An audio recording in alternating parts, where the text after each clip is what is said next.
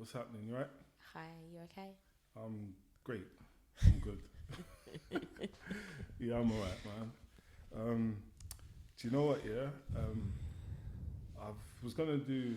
I was gonna have a discussion about something else, but I thought from the events that's been happening from the past week, I thought I'll change it because it's made me realize things or have a deeper understanding in regards to life now, Mhm. and it's freedom. Is that what we're talking about? Yeah, Freedom, freedom. in Yeah, the sense of, being free. in relation to. Your life.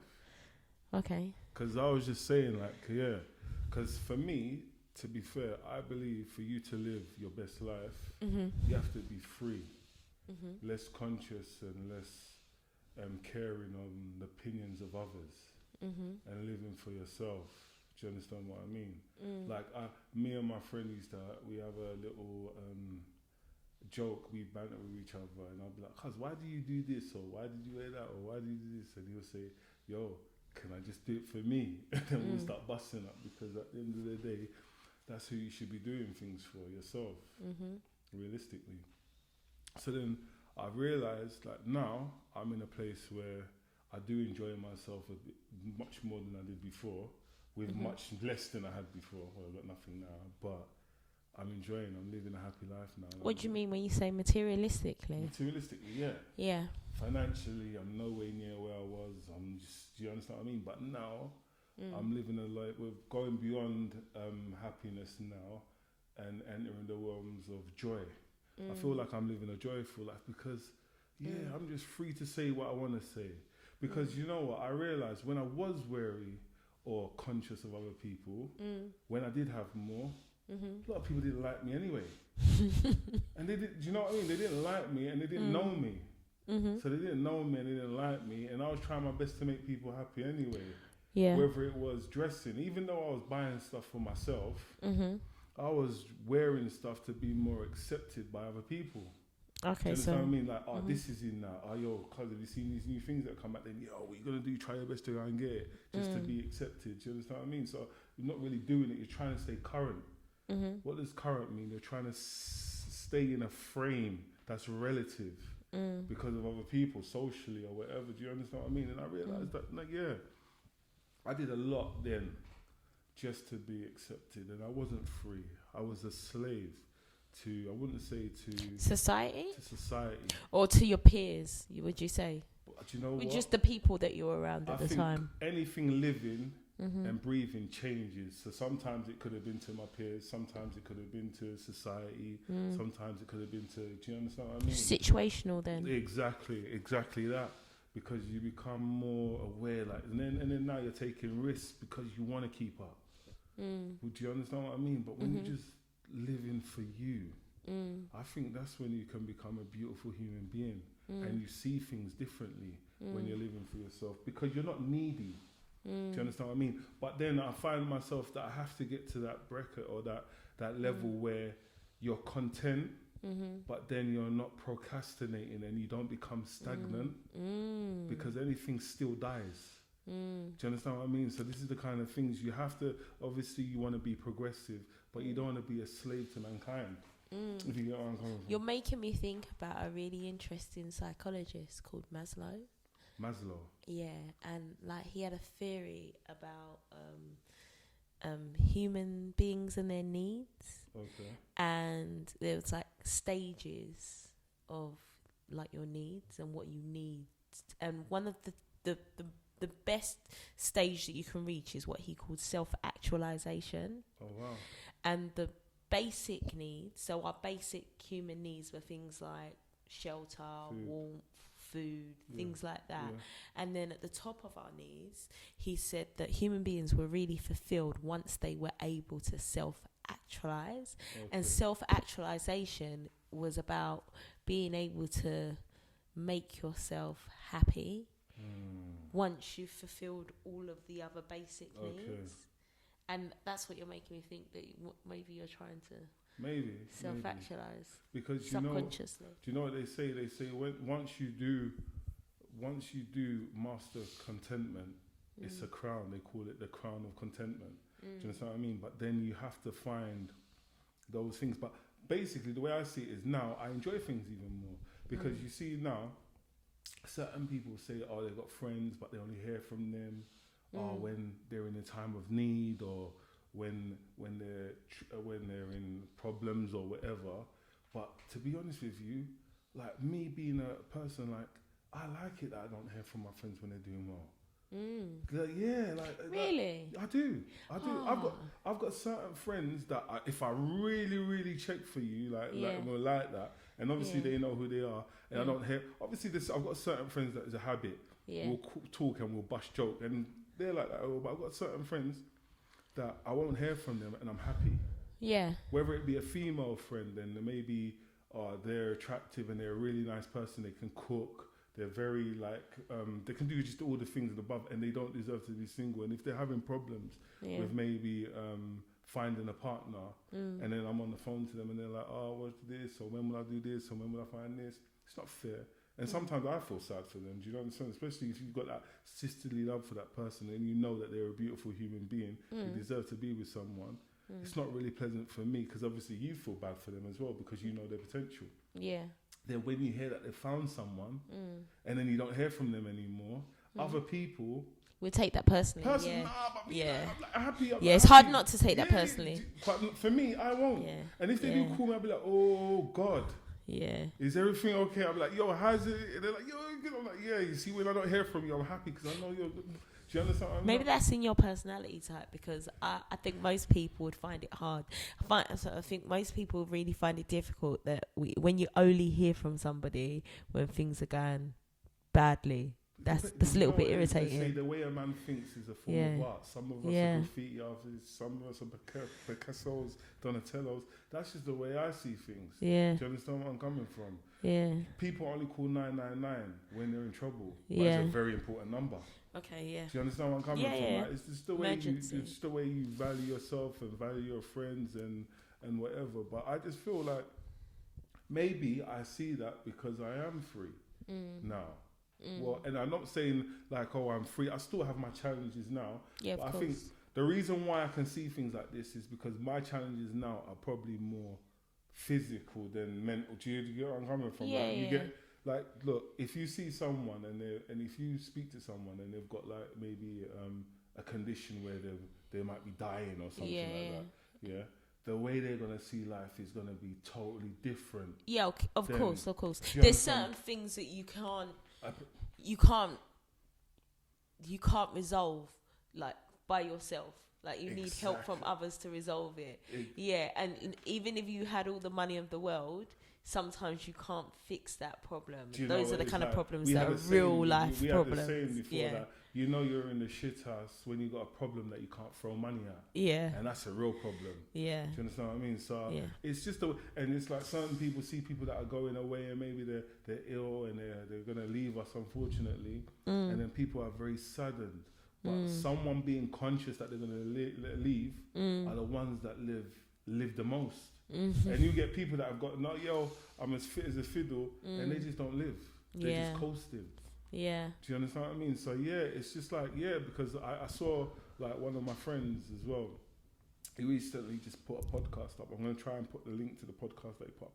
Brilliant podcast. And he should have been doing this like years ago. But the only thing is he can only do this now because he's free.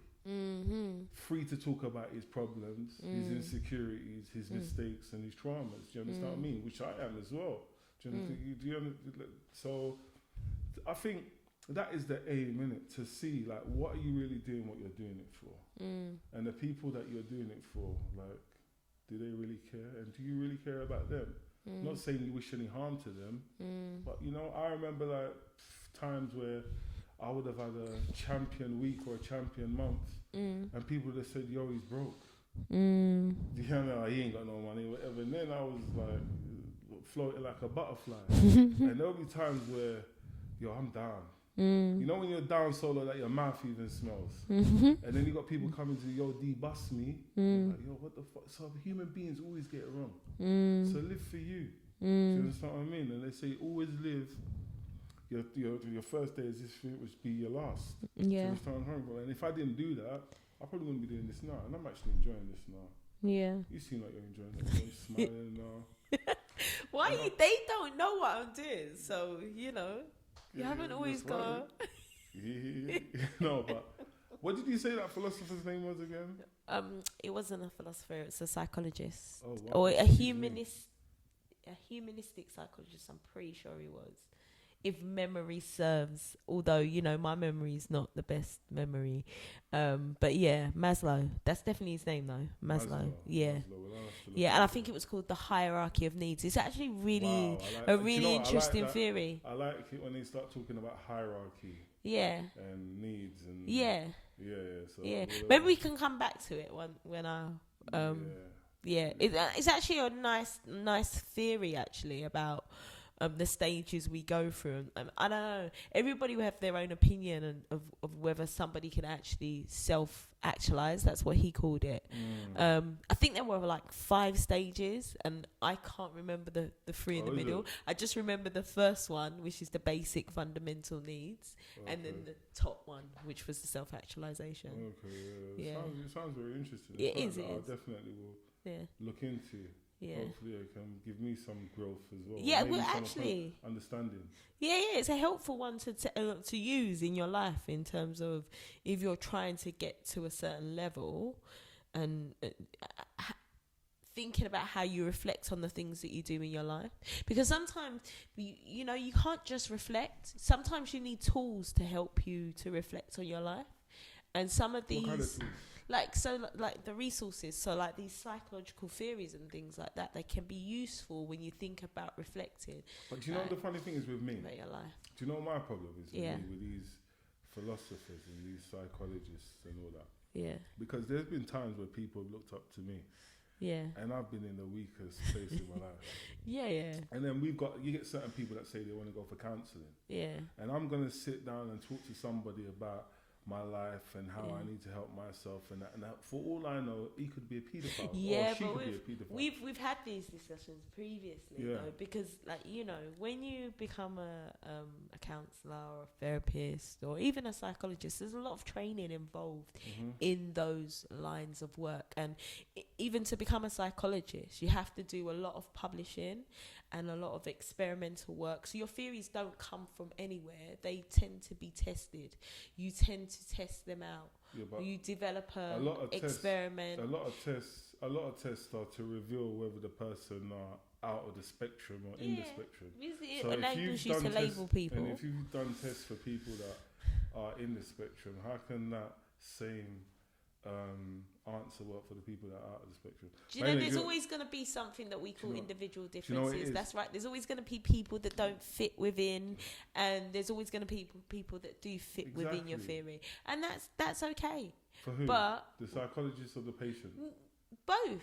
Because some people are always not going to fit. There's always going to be people that are come with that template that they've learned, and that might not work. Because you see, as you said, the way I reason in regards to not hearing from my friends, when you said to me that it's very difficult, but it's not difficult. It's very good for me. Sometimes some of my friends that I love to bits, and I hear from them, I'll be like, "Yo, cuz, is everything alright? If I get too much school, yeah," and I'll be panicking. I'll be panicking. Do you understand where I'm coming from? Certain people will be like, "Oh, what does he want or what does she want?" No, I'm not like that. Do you understand what I mean? But so how can I be on the same dynamics as somebody that would be like, "Yo, what's he calling me for? What's she calling me for?" But anyway, we're going off topic. I think that you have to anyway do what works for you. You have to use the tools that work for you. Exactly. You can't use the tools that work for other people. And like you said, everybody is an individual. There'll be elements of you that are similar to other people, and there'll be elements of you that are specific just to you. And you have to use the resources around you that work for you. 100%. And I think that's when you make things useful. Well, I believe you can only find what works for you when you're free, because if you're not free, how do you know what works for you? Are you doing what you're doing for yourself, or are you doing it for acceptance? Do you understand what I mean? Why did you do this, or why did you buy that, or why did you wear that? Was it because of somebody else? Or because, do you understand what I mean? But then again, we do get certain people that just do certain things that are just way off. Yeah, but you know as well though, because you're saying that and about the freedom, and we think you could think that you're free, but are you? Because of what made you decide to like that, or what made you choose to think that that's more acceptable than that? Sometimes we think that we're free. Yeah, but do you know the funny thing is? We're not. Yeah, okay, cool. You're right. I reckon you'll never ever be totally free from influence. Yeah. But when you're wearing something because you're like, oh, so and so is gonna be like this, or the man them are gonna be like this when they see it, or whatever, then you understand what I mean? But when you're doing it, and it's you can't even hear that thought, and you're just doing it for yourself. The subconscious. Do you understand where I'm coming from? Then it's free. But if you're really doing it for other people, oh yo, I'm gonna do this, and when they hear that I've done that, that's not free. You're trapped. You're even a slave. You're a slave to your insecurities and the other things that you're not aware of. Do you understand what I mean? That's what I'm trying to say. Some people consciously do things because of others, and you're lost then because time's ticking. We're all getting older. But isn't the consciousness of it a good part of it in some way? Because that means if you're conscious of doing things because other people will like them, you've put some thought into it. Whereas you're doing it subconsciously and it's coming from somewhere within you, you're not thinking about it, you're not reflecting on it, it's just an action. Let's put that in relation to what maybe dressing up or going out. Like, what do you mean? Yeah, okay, yeah, so I'm not even thinking about it in relation to dressing up. I'm thinking about it in relation to no, it's not. I'm thinking about it in relation to how you treat people. So, you know, like the people around you. That's obviously, everyone has to be conscious of how you treat people. That's on the realms and the lines of being courteous and well-mannered. But I'm talking about things for yourself individually. Okay. Personally, if you're doing it to get a reaction from other people or to impress other people, then you're not free. But everyone has to be considerate, like, of how they're speaking. Like, the way I speak to you is not the same way I'm going to speak to somebody else. Do you understand what I mean? Unless I've got difficulties socially if I'm socially inept. But I'm talking about your everyday move having to be checkered in a game of chess. Like, I want to wear this, or I'm going to do this because so-and-so, or I can't go out with this, or I ain't got no money, I ain't got that much money. I go out, I can't buy a bottle of champagne because do you understand where I'm coming from? It's experience though, isn't it? It's life changes that change you. So this is what I'm saying, So, anyway, I'm not on here saying that I've mastered it because, as I said, I've got my own challenges. And obviously, even with these times, sometimes I do question myself. And it's just a learning game, isn't it? And it's the pursuit of perfection. We never get there. We're just pursuing it. And so, yeah, it's that. But I think that's enough for today. But I'm going to look into Maslow. He sounds like the guy. You know what? Maybe in a few hundred years they'll be talking about, there was a guy called Dwight. He had this. You know, it can happen. You know, I'm still here.